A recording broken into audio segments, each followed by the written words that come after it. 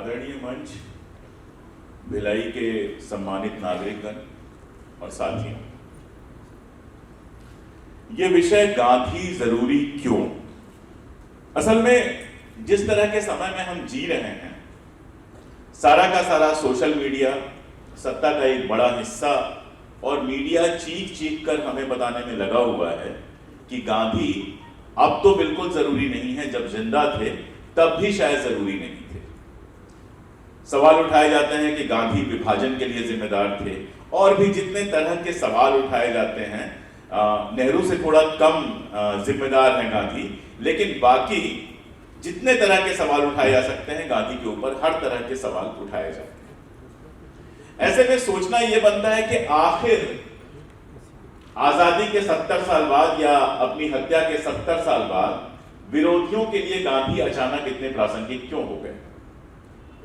किसी के विरोध करने का सबसे अच्छा तरीका यह माना जाता है कि उसको भुला दिया जाए, तो या तो गांधी को भुला दिया गया होता, लेकिन गांधी पर हर दूसरे तीसरे दिन एक नई बहस शुरू हो जाती है।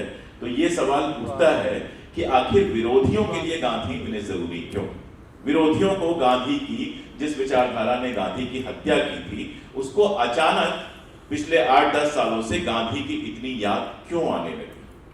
और जब इस सवाल का जवाब हम तलाश करते हैं तब समझ में आता है कि आज जिस तरह का वक्त है, जिस तरह का समय और समाज है, उसमें महात्मा गांधी की जरूरत पहले से भी ज्यादा है। दरअसल गांधी विचारधारा पर बात करते हुए हमेशा मैं 3 बातें कोट करना पसंद करता हूं। गांधी की 3 जरूरी बातें कोट करना पसंद करता हूं। गांधी की अगर आप पूरी विचारधारा देखेंगे तो कार्ल मार्क्स की तरह या डॉक्टर अंबेडकर की तरह या अपने अन्य समकालीन लोगों की तरह जिन्होंने विचारधाराएं चलाई, बनाई, गांधी ने अपनी विचारधारा की कोई किताब अलग से नहीं लिखी थी। 98 खंड में गांधी का समग्र मिलता है, CWMG जिसको हम लोग कहते हैं, collected works of Mahatma Gandhi. उस 98 खंड में गांधी कहीं आपको बहुत ज्यादा विचारधारा का ज्ञान देते हुए नहीं मिलते हैं। रोजमर्रा की चीजें हैं, रोजमर्रा की घटनाएं हैं, उस पर गांधी के रिएक्शंस हैं, चिट्ठियां हैं उसमें बहुत सारी। एक चिट्ठी मैं अक्सर कोट करता रहता हूं कि एक लड़की ने एक चिट्ठी लिखी है जिसमें वो कहती है कि मैंने BA पास किया हुआ है और मेरे माता पिताजी धन के चक्कर में एक अनपढ़ लड़के से मेरी शादी करना चाहते हैं। अब आप सोचिए कि गांधी, और ये चिट्ठी 1943-44 के आसपास की है, रिहाई के बाद की चिट्ठी है। अब आप सोचिए कि जिस समय देश इतने बड़े आंदोलन में हो, आज आप सोच के देखिए किसी नेता को अगर कोई ये चिट्ठी लिखे, किसी को भी, प्रधानमंत्री को, राष्ट्रपति को, या किसी को भी ये चिट्ठी लिखे, तो 99% से ज्यादा इस बात की उम्मीद है कि इस चिट्ठी पर गौर नहीं फरमाया जाएगा। लेकिन गांधी ने इस चिट्ठी का जवाब दिया है और इस चिट्ठी के जवाब में उनके पिता से कहा है, लड़की के पिता से कहा है कि एक पढ़ी लिखी लड़की का अनपढ़ लड़के से उसकी इच्छा के बिना शादी करना अपराध है। मैं ये क्यों बता रहा हूं? क्योंकि गांधी की पूरी जो विचारधारा है वो गांधी के कर्मों में निहित है। गांधी ने जो कुछ किया उसमें निहित है। और उसके लिए भी गांधी बड़ी मजेदार एक जगह बात कहते हैं। किसी ने उनसे कहा कि बाबू पहले तो आपने ये कहा था, आज आप ये कह रहे हैं। तो कहते हैं कि अगर मेरी आज की बात पहले वाली बात से आज की बात अलग है तो आज की बात को मानो, और अगर दोनों बातें मेरे काम से अलग हैं तो मेरे काम को सही मानो। यानी गांधी की विचारधारा किसी लाइब्रेरी में बैठकर किताबें पलटते हुए, सोचते हुए, गूढ़ गहन दर्शन में डूबते हुए नहीं बनी थी। जनता के साथ लगातार इंटरैक्ट करते हुए, अपने समय के सवालों से जूझते हुए गांधी विचारधारा बनी थी। नंबर 1, इस विचारधारा में 3 बिंदु ऐसे हैं जिन पर गांधी ने जीवन में कभी समझौता नहीं किया। सबसे महत्वपूर्ण बिंदु कोई है तो अहिंसा है, जिसके बारे में हम सब लोग जानते हैं। अहिंसा को लेकर गांधी अपने शुरुआती जीवन से लेकर और आखिरी क्षण तक कभी समझौता नहीं करते। दूसरा उनका जो बेसिक सिद्धांत समझ में आता है वो आता है सांप्रदायिक सद्भाव, जिसको वो सर्वधर्म समभाव कहते हैं। अपने बचपन की एक घटना वो सुनाते हैं और वहां से लेकर 1947-48 में जब उनकी हत्या हुई है, अगर आप पूरा उनका जीवन देखेंगे तो सांप्रदायिक सद्भाव का उदाहरण है। मैं एक जगह से बात शुरू करता हूं, अफ्रीका की बात है। अफ्रीका की बात है, वहां पर यह नियम बना कि जो भी भारतीय वहां रहते हैं उन सबको जब भी बाहर निकलना होगा तो अपना आई कार्ड लगा के निकलना होगा। और आज की तरह बड़ा खूबसूरत आई कार्ड नहीं बनता होगा उस जमाने में, समझ सकते हैं। तो जो भारतीय थे उन्होंने विरोध करना शुरू किया, काफी विरोध हुआ। उसके बाद जो वहां के चीफ थे उन्होंने गांधी जी को बुलाया और कहा कि एक बार आप लोग इसके लिए मान लीजिए, फिर मैं तुरंत दूसरा नियम बना दूंगा, ढील दे दूंगा, आप लोगों को यह आई कार्ड लेके नहीं घूमना पड़ेगा। गांधी मनुष्य की बात पर विश्वास करने वालों में से थे। वो आए और अपने समुदाय से कहा कि उन्होंने ऐसा वादा किया है और ऐसा इस वादे पर भरोसा करते हुए हम इस पर साइन करने जाएंगे। उनके एक साथी थे, मुस्लिम साथी थे उनके, वो बहुत नाराज हुए। उन्होंने कहा कि आप अंग्रेजों के ऊपर भरोसा कर रहे हैं जो हर बात में धोखा देते हैं, और अगर उसने ऐसा नहीं किया तो गांधी ने कहा हम फिर आंदोलन करेंगे। खैर वो व्यक्ति नहीं माने, बहुत नाराज हुए। गांधी ने कहा ठीक है, तुम नहीं मानने के लिए आजाद हो, मैं मानने के लिए आजाद हूं, मैं जाऊंगा और साइन करूंगा। उसने गुस्से में कहा कि अगर गांधी ये साइन करने जाएंगे तो मैं लाठी से मारकर उनका सर फोड़ दूंगा। गांधी मुस्कुराए, उन्होंने कहा जो करना है करना, लेकिन मैं अपनी वाली तो करूंगा। वो दिन आया जिस दिन साइन करना था, गांधी निकले अपने लोगों के साथ उस कागज को साइन करने के लिए, और वो निकले अपने लोगों के साथ गांधी को रोकने के लिए। गांधी ने अपना वादा निभाया, वहां तक गए, और उन्होंने अपना वादा निभाया, वहां तक गए और लाठी से मारकर उनका सर तोड़ दिया। गांधी जमीन पर गिर गए। एक बार लोगों को लगा शायद गांधी मर गए। फिर जब इलाज हुआ, हॉस्पिटल पहुंचे, उनको होश आया। होश आने के बाद पहला सवाल अपने साथी के बारे में उन्होंने पूछा, वो कहां है? बताया गया जेल में है और आपकी गवाही होगी। तो उन्होंने कहा नहीं, विरोध का जो तरीका उसको आता था उसने उस तरीके से विरोध किया क्योंकि उसको अपनी बात पे भरोसा था, और काम करने का जो तरीका मुझे आता था उस तरीके से मैंने किया क्योंकि मुझे अपनी चेतना पर भरोसा था। मैं उसके खिलाफ कोई गवाही नहीं दूंगा। और वही गांधी एक बात कहते हैं अपने लोगों से कि इसको कतई हिंदू मुस्लिम ना बनने दिया जाए, ये दो विचारधारा के लोगों के बीच का मतभेद है। और बड़ी बात यह है कि यह घटना यहां खत्म नहीं होती है। इसके तकरीबन 2-3 साल बाद एक और घटना होती है जब पत्नियों को लेकर कानून बनाते हैं अंग्रेज अफ्रीका में, और वो कहते हैं केवल एक पत्नी को लीगल माना जाएगा। अगर किसी की दूसरी पत्नी है तो उसको लीगल नहीं माना जाएगा, जो अप्रवासी भारत से गए हुए थे उनको लेके। तो वहां फिर बवाल होता है। वहां मुस्लिम्स कहते हैं, उस जमाने में तो हिंदू भी 2 शादियां करते थे, वो कहते हैं, गांधी कहते हैं कि देखो नैतिक तरीका तो यही सही है कि एक ही पत्नी होनी चाहिए, तो इस पर हमें बहुत विरोध नहीं करना चाहिए। खैर एक बड़ी सभा होती है जिसमें भारतीय प्रवासी जितने वहां थे सब इकट्ठा होते हैं। गांधी मंच से भाषण दे रहे होते हैं। उसी समय वो आदमी जिसने लाठी से सर तोड़ा था गांधी का, वो फिर लाठी लेकर मंच पर आ जाते हैं और कहते हैं कि अगर किसी ने गांधी के साथ जरा भी बदतमीजी करने की कोशिश की तो मैं उसका सर तोड़ दूंगा। गांधी मुस्कुराते हैं। गांधी कहते हैं कि अपने लोग हैं, कुछ नहीं करेंगे। तो वो कहता है कि गांधी तुम बहुत शरीफ आदमी हो, तुम नैतिक आदमी हो, लेकिन यहाँ जो भीड़ इकट्ठा है उसके ऊपर मेरा भरोसा नहीं है, और जब तक मैं जिंदा हूं तब तक तुम्हारा कोई नुकसान नहीं पहुंचा सकता। ये गांधीयन तरीका है, ये गांधीयन मेथोडोलॉजी है जिसमें भरोसा जीता जाता है। ये वो तरीका है जिसमें चीजों को हिंदू मुसलमान बनाने से बचा जाता है। सीधा सा मामला था कि उस आदमी ने अगर गांधी का विरोध किया था तो मुस्लिम होने के चलते नहीं किया था, ये कोई धार्मिक विरोध नहीं था। और इतिहास बताता है कि वही आदमी सही साबित हुआ। अंग्रेजों ने अपना वादा नहीं निभाया, और इतिहास ये भी बताता है कि जब अंग्रेजों ने अपना वादा नहीं निभाया तो गांधी ने पूरी ताकत के साथ फिर उन्हीं लोगों के साथ मिलकर अंग्रेजों का विरोध भी किया। लेकिन इस प्रक्रिया में हिंसा को प्रतिकार मानने वाले, हिंसा के साथ चलने वाले एक व्यक्ति का हृदय परिवर्तन हुआ। एक और घटना है, वो और भी बड़ी प्यारी सी घटना है। जो गांधी की शुरुआती जीवनियां लिखी गई थी, मैं नाम भूल रहा हूं, पोलक दंपति गांधी के बड़े करीबी थे अफ्रीका में। तो जो उनकी पत्नी थी उन्होंने गांधी की लगभग शुरुआती जीवनियों में से एक लिखा है। जब गांधी जीवित थे तभी उनकी जीवनी लिखी है। उसमें एक किस्सा सुनाया। वो किस्सा ऐसा है कि एक मीटिंग के बाद गांधी और मिसेस पोलक आ रहे थे पैदल। तब तक एक आदमी बड़ी तेजी के साथ आया, निकल गया, और फिर गांधी उसके पीछे पीछे गए। मिसेस पोलक को कहा कि आप यहीं रहिए। 10-15 मिनट बाद गांधी लौट के आए। मिसेस पोलक ने कहा कि क्या हुआ था? तो उन्होंने कहा कोई बड़ी बात नहीं थी, वो छुरा लेकर आया था, मुझे मारना चाहता था। उसको ये लगता था कि शायद मैं यहाँ जो हिंदुस्तानी रह रहे हैं उनके खिलाफ कोई काम कर रहा हूँ। मिसेस पुलक डर गई, झूला लेकर आया था।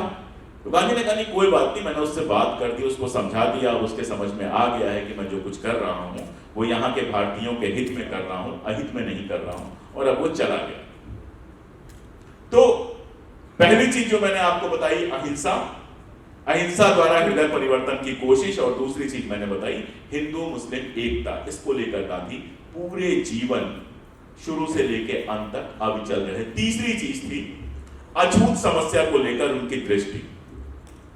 आज के समय में गांधी को पढ़ते हुए जिस तरह के विकास हुए हैं, उनको पढ़ते हुए कोई भी कह सकता है कि गांधी की अछूत समस्या को लेकर जो दृष्टि थी वो उतनी मॉडर्न नहीं थी, कोई कह सकता है बड़े आराम से। लेकिन आप छत्तीसगढ़ के भिलाई में रहते हैं, मैं उत्तर प्रदेश के एक बहुत छोटे से कस्बे से आता हूं, गांव में जन्म हुआ है मेरा।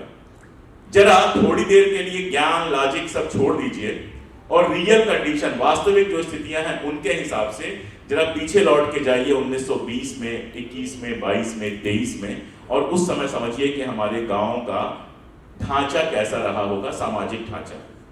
वहां पर एक आदमी खड़ा होकर यह बात कहता है कि अछूत कोई नहीं होता, किसी का छुआ ना खाना अपराध है, और किसी को अछूत की तरह ट्रीट करना मानवता के प्रति अपराध है। वो समय जिस समय जातिवाद इतना गहरा था, और बहुत ईमानदारी की बात है आज भी जातिवाद कोई बहुत हल्का हो नहीं गया, समय ऐसा बदल गया है, समाज ऐसा बदल गया है, उसके बावजूद जो है ऑनर किलिंग हमारे ही समय में रोज सुनाई देती है कहीं न कहीं से। और गांधी तकरीबन 100 साल पहले अछूत समस्या से लड़ते हुए बात ये करते हैं कि अछूत कहा जाना किसी को उसका अपमान है, किसी का छुआ नहीं खाना नैतिक अपराध है, किसी को किसी के साथ उसके जन्म के आधार पर भेदभाव करना नैतिक अपराध है। मैं अपने तमाम मित्रों से बहुत विनम्रता के साथ पूछना चाहता हूं कि जब अंग्रेज और यहां तक कि उनके अपने नेता उनको अनटचेबल या अछूत कहते थे, अस्पृश्य कहते थे, उस समय गांधी ने अगर उनके लिए एक नाम दिया हरिजन, तो यह अछूत या अस्पृश्य से बेहतर था ये या बदतर, या खुद सोचिए। अगर उस समय गांधी ने कुछ नहीं किया, इतना किया कि समाज के अंदर छुआछूत को लेकर एक नई बहस शुरू हुई और आधुनिक लोग बड़े शान से यह कहना शुरू किए कि हम छुआछूत नहीं मानते हैं, तो गांधी ने यह सही किया या गलत? और मैं उतनी ही विनम्रता से पूछना चाहता हूं कि कम से कम उत्तर भारत में ऐसा कौन सा आंदोलन चल रहा था, इस तरह का कौन सा आंदोलन चल रहा था जिसको गांधी ने नुकसान पहुंचा? असल में उत्तर भारत में इस तरह के आंदोलन तो गांधी के बाद चलने शुरू होते हैं, तो बहुत बड़ी ना हो, लेकिन कम से कम ये भूमिका तो गांधी की थी ही कि जातिवाद पर उन्होंने सवाल उठाया। यहां मैं 1900 मेरे ख्याल से 22 या 23 की एक घटना आपसे दर्ज करना चाहूंगा। बोरसद एक जगह है, जो लोग गुजरात से परिचित हैं, आणंद के पास एक जगह है बोरसद। बोरसद में एक कार्यक्रम में गांधी को बुलाया गया और मनुस्मृति पर बोलने के लिए बुलाया गया। अपनी व्यस्तताओं के कारण गांधी जा नहीं पाए, लेकिन मनुस्मृति पर उन्होंने अपना एक भाषण लिख के दिया। उसमें उन्होंने कहा कि मनुस्मृति या कोई भी ग्रंथ जो छुआछूत का समर्थन करता है, जो जाति के आधार पर बंटवारे का समर्थन करता है, गांधी उसको नहीं मानता। अभी जब सरसंघचालक साहब ने कहा तो लोगों ने बड़े गौर से सुना कि हमारे जो ग्रंथ हैं उसमें बहुत कुछ बदला गया है। गांधी 1920 में कह रहे थे कि मनुस्मृति में बहुत कुछ ओरिजिनल नहीं है, इसमें बहुत कुछ बाद में डाला गया है, और अगर ना भी बाद में डाला गया हो और कोई ग्रंथ महिलाओं और दलितों के प्रति अपमानजनक दृष्टि रखता है तो हमें उसको स्वीकार नहीं करना चाहिए। ये गांधी की हिम्मत थी जातिवाद के खिलाफ जाकर बोलने की। और अपने जो व्यवहार में था उसके बारे में सबसे प्रसिद्ध जो कथा है वही मैं यहाँ पर सुना देता हूँ कि नया नया आश्रम बना, आश्रम के नियम बने, नियम में लिख गया कि किसी के साथ छुआछूत का व्यवहार नहीं होगा, कोई भी किचन में आ सकता है, कोई भी कहीं भी आ सकता है। कुछ रब आश्रम की बात है, नियम तो बन जाते हैं, कहीं भी नियम बन जाते हैं, असली दिक्कत आती है उसको पालन करने की, क्योंकि जब आश्रम शुरू हुआ तो कोई दलित था ही नहीं। जब आश्रम कुछ दिन चल चुका था, 2-4 महीने, तो एक दलित परिवार गांधी के पास पहुंचा और ये कहा कि हम आपके साथ इस आश्रम में रहना चाहते हैं। गांधी ने खुशी खुशी उसका स्वागत किया, लेकिन आश्रम में खलबली मच गई। कस्तूरबा ने यह आदेश जारी किया कि मेरे चौके से ये लोग दूर रहें, बाकी जहां जाना हो जाए। गांधी वहां जिद पे अड़ जाते हैं और कहते हैं कि ये वैसे ही रहेंगे जैसे आश्रम का कोई और रहता है। इस पर कस्तूरबा कहती हैं कि अगर वो मेरे चौके तक आएंगे तो मैं आश्रम छोड़कर चली जाऊंगी। गांधी कहते हैं कि मेरे लिए ये बहुत दुखद होगा कि तुम मुझे छोड़कर चली जाओ, लेकिन अगर तुम्हारी यही जिद है तो मेरी भी जिद है कि तुम चाहो तो चले जाओ, लेकिन ये लोग वैसे ही रहेंगे जैसे समाज के अन्य लोग रहते हैं, इनके साथ किसी तरह का भेदभाव नहीं होगा। आखिर में बा ने समझौता किया। ये गांधी का पहला सत्याग्रह अगर आप देखेंगे तो ये विदिन आश्रम पहला सत्याग्रह था, जिसमें एक दलित परिवार उनके साथ रह रहा था और उसको सारे वही अधिकार मिले हुए थे जो अधिकार बाकी लोगों को मिले हुए थे। तो जो कहो वो करके दिखाओ, ये गांधी से अगली चीज सीखी जा सकती है। और इसी के आधार पर समझ में आता है कि आज गांधी इतने जरूरी क्यों हो गए। अगर आज के समाज पे बात करनी हो, थोड़ी देर के लिए हम राजनीति को छोड़ भी दें, तो आज के समाज का सबसे बड़ा लक्षण अगर आपसे मैं पूछूं, आप सोचें, तो शायद मेरी ही तरह आपके मन में भी यही जवाब आएगा। सबसे बड़ा लक्षण है हिंसा का लगातार बढ़ता चला जाना। और ये हिंसा सिर्फ हत्या खून की हिंसा नहीं है, वैचारिक हिंसा है। आप कोई भी सोशल मीडिया प्लेटफॉर्म खोल लीजिए, दो लोगों की बात हो रही है, अगर वो सहमत नहीं है, माँ की गालियां, ये वो, मतलब ऐसी हिंसा, ऐसे शब्द जो आप पढ़ना नहीं चाहते हैं, जो आप देखना नहीं चाहते। दिल्ली से मैं आता हूं, दिल्ली की स्थिति यह है कि किसी के गाड़ी से अगर आपकी गाड़ी छू गई तो हो सकता है कि एक आध मर्डर उसकी वजह से हो जाए। इतनी ज्यादा उत्तेजना समाज के अंदर, इतना ज्यादा गुस्सा और इतनी हिंसा कभी नहीं देखी गई थी। और ये चीज वहां तक जाके दिखाई देती है जहां एक मंत्री सड़क पर आकर नारा लगाता है, गोली मारो डैश डैश। ये गोली मारने की, चाकू मारने की, खत्म कर देने की, देश के गद्दारों को तुरंत किसी को गद्दार कह देने की, ये सारी जो भावना है, ये दरअसल हिंसा से पैदा होती है। और ये जो हिंसा है वो वैमनस्य से पैदा होती है। और ये वैमनस्य क्या है? ये वैमनस्य ये है कि जो हमारे जैसा नहीं है, जो हमसे अलग है, वो हमारा शत्रु है। और वर्तमान समय में अगर सबसे अधिक कहीं ये चीज दिख रही है तो जाति के आधार पर और धर्म के आधार पर एक नया नैरेटिव बनाया गया है, जिसमें अगर आप मुसलमान हैं तो आप देशभक्त हो ही नहीं सकते। राष्ट्रवाद का एक नया नैरेटिव बनाया गया है। मैं बार बार कहता हूं कि भारत में राष्ट्रवादी आंदोलन तो कांग्रेस के आंदोलन को कहा जाता था। राष्ट्र की जो पूरी अवधारणा है वो पश्चिम में पैदा हुई है। और दो तरह के राष्ट्रों की अवधारणा थी, एक लोकतांत्रिक राष्ट्र की अवधारणा थी और दूसरी हिटलर की अवधारणा थी नस्ली राष्ट्र की, जो कहता है नस्ल, रेस, एक नस्ल एक राष्ट्र। इसी आधार पर उसने क्या किया था कि हिटलर से जर्मनी से यहूदियों को बाहर करने की बात कही थी कि ये हमारे राष्ट्र के हैं ही नहीं। ये तो एक घटिया और विकृत राष्ट्रवाद था जिसको पूरी दुनिया ने नकार दिया था। आज भारत में राष्ट्रवादी किसी को कहने का मतलब यह होता है कि वो नफरती है। आज भारत में राष्ट्रवाद की एक ऐसी परिभाषा लाई गई है जिसमें वही सरवाइव कर सकता है, वही खुद को राष्ट्रवादी कह सकता है जो बिना किसी कारण के अपने से अलग तरह के लोगों से नफरत करे। और ये नफरत पैकेज में आती है। मैं हमेशा कहता हूं जो सांप्रदायिक नफरती होगा वो जाति के आधार पर भी नफरत करता होगा और महिलाओं के प्रति उसकी दृष्टि घटिया होगी। ये तीन पैकेज में आता है। सांप्रदायिक व्यक्ति ऊपर से कितना भी आपको शरीफ लग जाए, लेकिन जिस दिन उसकी पूंछ दबती है ये सारी चीजें बाहर निकल के आ जाती हैं। परसों का उदाहरण है, जो लोग ट्विटर पढ़ते हैं वो जानते हैं। निशिकांत दुबे नामक एक मंत्री हैं, भारत सरकार के मंत्री हैं। आदरणीय महुआ मोइत्रा ने उनकी डिग्री पे सवाल उठाया और सवाल भी बड़ा मजेदार था। पहले उन्होंने बताया था कि मेरी दिल्ली यूनिवर्सिटी से एमबीए की डिग्री है। जब दिल्ली यूनिवर्सिटी से जवाब मांगा गया तो दिल्ली यूनिवर्सिटी ने लिख के दिया कि हमारे यहाँ से इस नाम के किसी व्यक्ति ने एमबीए किया ही नहीं है। फिर उन्होंने कहा कि राजस्थान की एक यूनिवर्सिटी से मैंने इस वर्ष में पूर्णकालिक एमए किया था, रेगुलर एमए किया था। उसी समय वो एमपी भी थे। तो आप अंदाज लगा सकते हैं कि संसद भी वो अटेंड कर रहे थे और उसके साथ वो एमबीए भी पास कर रहे थे। और उसके बाद उन्होंने पीएचडी की भी डिग्री लगा दी। महुआ मोइत्रा ने आरोप लगाया कि ये फेक डिग्रियां हैं। आरोप गलत भी हो सकता है, आप खड़े होकर सबूत देकर कह सकते थे कि ये आरोप गलत है, लेकिन खड़ा होकर कहा क्या गया?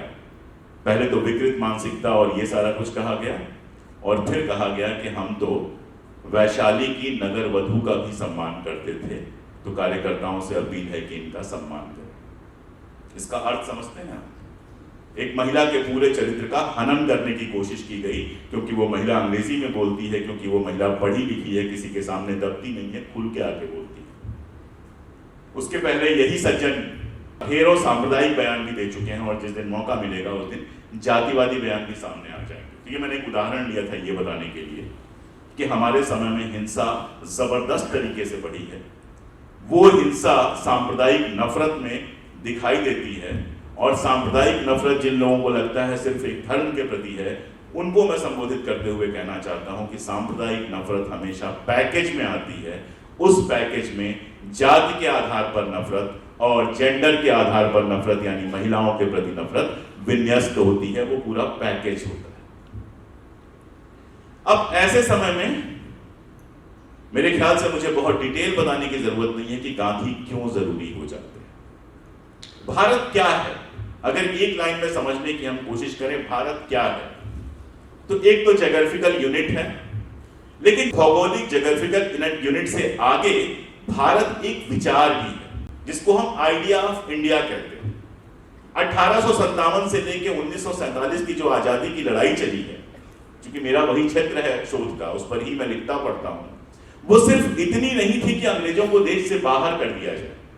अगर आप मोटा मोटी देखेंगे तो 3 तरह की विचारधाराएं उस समय बहुत स्पष्ट रूप से चल रही थी, और तीनों अपने अपने सपने के भारत को देख रही थी सामने कि कैसा भारत बनेगा। एक सपना क्रांतिकारियों का था, चाहे भगत सिंह, और वो पूरी धारा आप उठाकर देख लीजिए, जो हिंसा को सही मानती थी। अगर भगत सिंह की आप बात करेंगे तो वो एक जगह लिखते हैं कि अगर गोरे अंग्रेज चले गए, उनकी जगह पर काले अंग्रेज आ गए, तो देश की आजादी का कोई मतलब नहीं है। दूसरी जगह वो लिखते हैं कि आजादी का मतलब मेरे लिए ये है कि कोई मनुष्य किसी का शोषण न कर सके। वो बराबरी पर आधारित, उनके संगठन का नाम ही था हिंदुस्तान सोशलिस्ट रिपब्लिकन आर्मी, यानी बराबरी पर आधारित एक समाजवादी राष्ट्र के निर्माण की संकल्पना थी उनकी। दूसरी और सबसे प्रभावी जो विचारधारा थी वो कांग्रेस की विचारधारा थी, और सिर्फ कांग्रेस की नहीं, कांग्रेस के साथ सोशलिस्ट भी थे और भी कई सारे संगठन थे। इन सब की एक विचारधारा थी जो भारत को एक लोकतांत्रिक देश बनाने की बात करते हैं, जहां सर्वधर्म समभाव होगा, जहां हर नागरिक को सम्मान मिलेगा, और गांधी उसमें जोड़ते हैं कि विकास का अर्थ ये होगा कि अंतिम पंक्ति में जो बैठा है उस तक हमारी योजना का लाभ पहुंचे। ये एक मिली जुली विचारधारा वाली, मिले जुले देश की संकल्पना वाली विचारधारा थी। और तीसरी विचारधारा जिसमें 2 पार्टियों को मैंने एक साथ जोड़ दिया, राष्ट्रीय स्वयंसेवक संघ और मुस्लिम लीग जैसे संगठनों की थी, जो धर्म आधारित राष्ट्र बनाना चाहते थे, जो चाहते थे कि एक ऐसा देश बने जो धर्म आधारित हो। मुस्लिम लीग इस्लाम को प्रमुख मानता था, और हिंदू महासभा सावरकर जिसके अध्यक्ष हुआ करते थे, वो हिंदुत्व को प्रमुख मानता था, और हिंदुत्व को परिभाषित किया बाकायदा। यहाँ पर बहुत सारे लोग बैठे होंगे, मैं एक बात बता दूं कि सावरकर ने अपनी किताब हिंदुत्व में लिखा है कि इस हिंदुत्व का हिंदू धर्म की परिभाषा से कोई लेना देना नहीं है। वो अपना एक श्लोक बनाते हैं और उस श्लोक के साथ लिखते हैं, उस श्लोक का जो अर्थ है वो ये है कि भारत की नागरिकता सिर्फ उनको मिलनी चाहिए जो, पहली बात, जिनका भारत पितृदेश हो, पितृभूमि हो, और दूसरा पुण्य भूमि हो। आजादी की लड़ाई जिन लोगों ने पढ़ी है सब जानते हैं कि हमारे यहाँ मातृभूमि का कंसेप्ट रहा है। जननी जन्मभूमिश्च स्वर्गादपि गरीयसी की बात रही है परंपरा में, और आजादी की लड़ाई में मादरे वतन या मातृभूमि की बात रही है। भारत माता हम कहते हैं आज भी, इसको बदलकर वो पितृभूमि कहते हैं। क्यों? मां से आपका जो संबंध होता है वो इमोशनल संबंध होता है, उसमें कोई लीगैलिटीज नहीं होती हैं। पिता से जो संबंध होता है वो इमोशनल के साथ साथ लीगल संबंध भी होता है, क्योंकि उत्तराधिकार वहां से मिलता है। तो सावरकर कहते हैं कि भारत उन्हीं का देश होना चाहिए जिनकी ये पितृभूमि है, यानी इनके जिनके पिता यहाँ पर जन्मे हैं, पिता उनके दादा वगैरह वगैरह यहाँ पर जन्मे हैं। अब इसमें तो मुसलमान भी आ जाते, ईसाई भी आ जाते, सिख भी आ जाते, उनके भी कई खानदान जन्मे हैं। तो उन्होंने जोड़ा कि ये पुण्य भूमि भी है, पुण्य भूमि भी होनी चाहिए। पुण्य भूमि मतलब आपका जो सबसे बड़ा धार्मिक स्थल है वो भी भारत के अंदर होना चाहिए।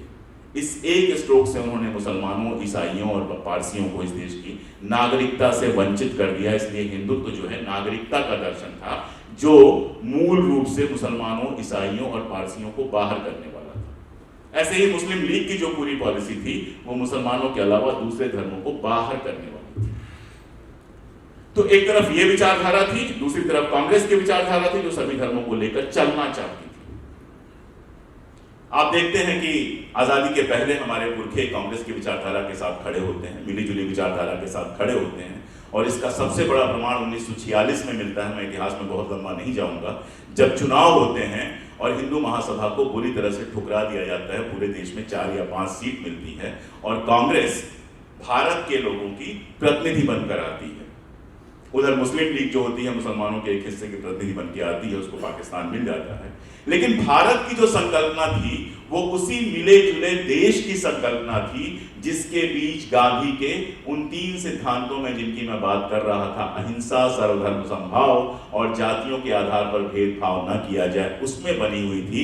इसीलिए आप देखते हैं कि जो डॉक्टर अंबेडकर पूरी जिंदगी कांग्रेस के मुखालिफ खड़े रहे, विरोध में खड़े रहे, वो संविधान निर्माण के लिए साथ आते हैं।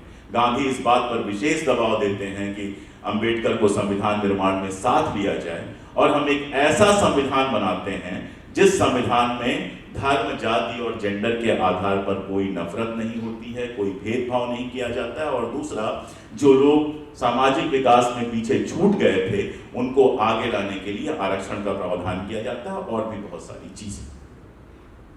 आज जब गांधी के ऊपर बार बार सवाल उठाया जाता है तो दरअसल वही विचारधारा जिसको हमारे पुरखों ने ठुकरा दिया था, जो आज़ादी की लड़ाई में कभी शामिल नहीं हुई, इसलिए आज़ादी के समय जिसको लोगों ने कोई महत्व नहीं दिया, उस विचारधारा का गांधी से लिया जाने वाला बदला है। वो विचारधारा जो एक बार फिर से इस देश को एक नस्ली राष्ट्रवादी देश में बदलना चाहती है, एक हिंसक देश में बदलना चाहती है, धर्म के आधार पर, जाति के आधार पर नफरत को इस देश को चलाने का मूल बनाना चाहती है, वो गांधी पर बार बार सवाल उठाती है। और वो सवाल कितने खोखले हैं इसका उदाहरण मैं 1 या 2 देकर आपको अपनी बात खत्म करूंगा। सबसे बड़ा आरोप लगाया जाता है गांधी पर कि गांधी विभाजन के लिए जिम्मेदार है। जो पार्टीशन हुआ, हमारा देश जो 2 टुकड़ों में बट गया, उसके लिए गांधी जिम्मेदार हैं। ये सबसे ज्यादा आरोप लगाया जाता है, बड़े बड़े पदों पर बैठे लोग भी आरोप लगा चुके हैं। क्योंकि हम सब लोग छोटे कस्बों, छोटे गांव से आते हैं, तो मैं उदाहरण घर का लूंगा। एक घर है जहां 2 बच्चे हैं और वो आपस में लगातार लड़ते हैं। पिता जब लौट कर आता है कहीं से तो वो देखता है उनके बीच में खून खच्चर चल रहा है, उनके बीच में लाठियां चल रही हैं, उनके बीच में हाथापाई चल रही है, और फिर वो एक दिन आकर कहते हैं कि हम अलग होना चाहते हैं। पिता के हाथ में रह जाता है उस समय उनको एक रखना। कोई घर क्यों टूटता है? क्योंकि उस घर में रहने वाले लोगों की आपस में बोलचाल बंद हो जाती है, नहीं पड़ती है, उनके बीच में वैमनस्य इतना बढ़ जाता है कि वो और साथ नहीं रह सकते। अगर 1942 से लेके बल्कि 1940 से लेके 47 तक का पूरा आप इतिहास उठा के देखेंगे तो क्या हमारे देश की यही स्थिति नहीं थी? क्या हमारे देश में गली गली, चौराहे चौराहे पर दंगे नहीं हो रहे थे?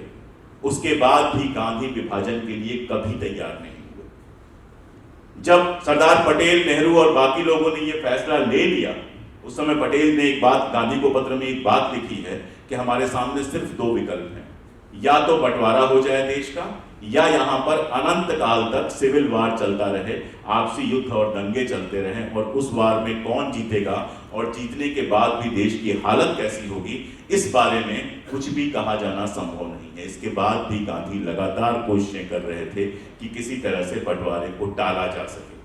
उन्होंने यहां तक कोशिश की कि अंग्रेजों से यह कहा कि आप चले जाइए, हम आपस में फैसला कर लेंगे, जो भी बंटवारा होना है वो आपके जाने के बाद होगा। लेकिन स्थितियां ऐसी बन गई थी कि कांग्रेस का जो आखिरी वर्किंग कमेटी की मीटिंग हुई उस समय आजादी के पहले, उस समय गांधी अकेले पड़ गए। सिर्फ गांधी थे और खान अब्दुल गफ्फार खान, जिनको सीमांत गांधी कहते हैं, जो आखिरी तक विभाजन के लिए तैयार नहीं थे। लेकिन के लिए बहुत सीधा था, बहुसंख्यक अल्पसंख्यक की रक्षा करें। आज की डेट में ये बात अजीब लग सकती है क्योंकि हमारे देश में बहुसंख्यक हिंदू हैं, अल्पसंख्यक मुसलमान हैं, तो लग सकता है किसी को कि तुष्टीकरण जैसी कोई बात है। लेकिन 1947 के पहले का भारत याद कीजिए, जहां ऐसी जगहें भी थी जहां मुसलमान बहुसंख्यक थे और ऐसी जगहें भी थी जहां हिंदू बहुसंख्यक थे, और गांधी ने इसको जी कर दिखाया। नोआखली गांधी गए, आप सबको पता है नोआखली के बारे में। नोआखली में क्या हुआ था? मुस्लिम लीग की सरकार थी, हिंदुओं के ऊपर अत्याचार हुआ था, जमीनें लूटी गई थी, हत्याएं की गई थी, जो कुछ हो सकता है दंगों में सब हुआ था। गांधी उठते हैं और सीधे नोआखली जाते हैं कलकत्ता होते हुए, और 3 महीने नोआखली में रहते हैं। नोआखली के एक गांव में अपना घर बनाते हैं, रुकते हैं वो, और वहां से रोज निकलते हैं, 10 गांव में पैदल घूमते हैं, लोगों को समझाने की कोशिश करते हैं, दंगा रोकने की कोशिश करते हैं। नोआखली से लौटकर जब वो आए तो दिल्ली आए। दिल्ली में बहुसंख्यक कौन था? हिंदू। अल्पसंख्यक कौन था? मुसलमान। यहाँ पर वो फिर एक बार अल्पसंख्यकों के साथ खड़े होते हैं, और अल्पसंख्यकों को जिस तरह से मारा जा रहा था, जिस तरह से उनकी संपत्तियां लूटी जा रही थी, उसका विरोध करने की और उसको रोकने की कोशिश करते हैं, जिसके लिए वो अपना आखिरी अनशन करते हैं। तो जो लोग गांधी के ऊपर तुष्टीकरण का आरोप लगाते हैं, मैं उनसे सीधा सवाल पूछता हूं कि अगर गांधी इतने बड़े तुष्टीकरण वाले थे तो नोआखली जाने की उनको क्या जरूरत थी? जबकि जब नोआखली में दंगा हुआ, उसके तुरंत बाद भागलपुर में भी दंगा हुआ था, जहां हिंदुओं ने मुसलमानों को मारा था। लेकिन गांधी ने कहा था कि नोआखली में जिस तरह का अत्याचार हुआ है, अगर मैं वहां ना जाऊं और वहां के पीड़ितों को ना बचाऊं तो मेरी आत्मा पर यह बोझ जीवन भर रह जाएगा। और नोआखली जाकर उन्होंने कहा था कि यह मेरे जीवन भर के मेरे विचारों की और सिद्धांतों की परीक्षा की घड़ी है। और ये बात वो वहां कह रहे हैं जहां हिंदू अल्पसंख्यकों को मुस्लिम बहुसंख्यकों ने सताया था, और वहां पर जो चीफ मिनिस्टर थे मुस्लिम लीग के, उनके साथ या वहां के पुलिस अधिकारियों के साथ एक निर्मल कुमार बोस थे, जो कलकत्ता यूनिवर्सिटी के प्रोफेसर थे, वो गांधी के साथ गए थे उनके सेक्रेटरी की भूमिका में, क्योंकि गांधी तब बांग्ला नहीं जानते थे। उन्होंने अपनी एक किताब लिखी है, आराम से ऑनलाइन मिल जाती है, my days with Gandhi, Gandhi के साथ मेरे दिन, हिंदी अंग्रेजी दोनों में उपलब्ध है। आप उसको पढ़ेंगे तो समझ में आएगा कि जिस नोआखली में आग लगी हुई थी, वहां गांधी कैसे काम कर रहे थे। उदाहरण एक दे दूं, गांधी एक दिन सुबह निकले तो उनके रास्ते में जो है सूखा मल, गाय गोबर मनुष्य का, और कांच के टुकड़े बिछा दिए गए। आप कल्पना कर सकते हैं गांधी ने क्या किया? गांधी ने अपनी खड़ाऊं उतार दी और कहा मैं इस पर पैदल चलूंगा। एक दिन गांधी जब शाम को संध्या, जो शाम को प्रवचन देते थे, जब वो बात कर रहे थे, तो एक आदमी आया, उन्होंने गांधी की गर्दन दबाने की कोशिश की, और तब तक दबाया जब तक उनकी गर्दन नीली नहीं पड़ गई। गांधी चुपचाप मुस्कुराते रहे, और इसका परिणाम धीरे धीरे ये हुआ कि जिस नोआखली में आग लगी हुई थी, गांधी 3 महीने बाद जब लौटते हैं तो वहां दंगे लगभग नियंत्रण में थे। तो मैं कहना यह चाह रहा था कि गांधी के ऊपर आरोप लगाना बहुत आसान है, लेकिन मुश्किल है गांधी से यह सीखना कि एक ऐसे समाज में जो बहुधार्मिक समाज है, जो बहुजातीय समाज है, उस समाज में संभाव के लिए, उस समाज में शांति के लिए किस तरह से आपको खड़ा होना पड़ता है। एक आखिरी बात कहकर मैं खत्म करूंगा अपनी बात। मियां इफ्तिखारुद्दीन थे, लाहौर कांग्रेस के अध्यक्ष हुआ करते थे, लेफ्टिस्ट कांग्रेस के आदमी माने जाते थे वो, कि लेफ्ट वाले हैं, काफी आगे बढ़े हुए विचार, ऑक्सफोर्ड वगैरह से पढ़ के आए थे। उनकी एक कहानी ये भी है कि शेख अब्दुल्ला से सबसे पहले जवाहरलाल नेहरू को शेख अब्दुल्ला सबसे पहले उन्होंने ही मिलवाया था। शेख अब्दुल्ला लाहौर गए हुए थे, उस समय जवाहरलाल नेहरू जा रहे थे NWFP, तो शेख साहब ने कहा कि मुझे नेहरू से मिलवा दो। इन्होंने कहा चलो रेलवे स्टेशन पे मिलने चलते हैं। फिर रेलवे स्टेशन पे मिले तो उनके साथ ही चले गए, और फिर जो हुआ वो सब इतिहास है। यानी इतने आगे बढ़े हुए आदमी थे। लेकिन 1946 के दौरान ये हुआ कि वो भी अचानक से लीगी हो गए, मुस्लिम लीग में शामिल हो गए और पाकिस्तान की मांग का समर्थन करने लगे। जब गांधी की हत्या हुई, उस समय इफ्तिखारुद्दीन का एक बयान है। उस बयान में वो कहते हैं कि गांधी हत्या के लिए वो सब लोग जिम्मेदार हैं जिन्होंने पिछले 4-5 सालों में हिंदुस्तान और पाकिस्तान के अंदर नफरत फैलाने की कोशिश की है और नफरत की आग को भड़काया है। मैं आखिरी बात कहकर अपनी बात खत्म कर रहा हूं कि अगर इस देश में नफरत की आंधी ऐसे ही चलती रही, अगर इस देश में अलगाव की बातें ऐसी ही चलती रही, तो जिस पंजाब में खालिस्तान मूवमेंट को खत्म होते हमने देखा था, उसको दोबारा से उगते तो हमने देखा ही है। बाकी मैं पूरा देश घूमता रहता हूं और दिखाई दे रहा है साफ साफ कि उत्तर और दक्षिण के बीच की नफरत हो, धर्म की नफरत हो, जातियों की नफरत हो, इस तरह की नफरतें लगातार बढ़ती जा रही हैं। और कल ऐसे हालात बन सकते हैं जिनको देखते हुए देश की बर्बादी पर दुखी होते हुए हमें कहना हो कि देश की बर्बादी के लिए वो सब जिम्मेदार हैं जिन्होंने गांधी का रास्ता अपनाने की जगह सावरकर का रास्ता अपनाया। गांधी की जरूरत मुझे यहां महसूस होती है। बहुत शुक्रिया।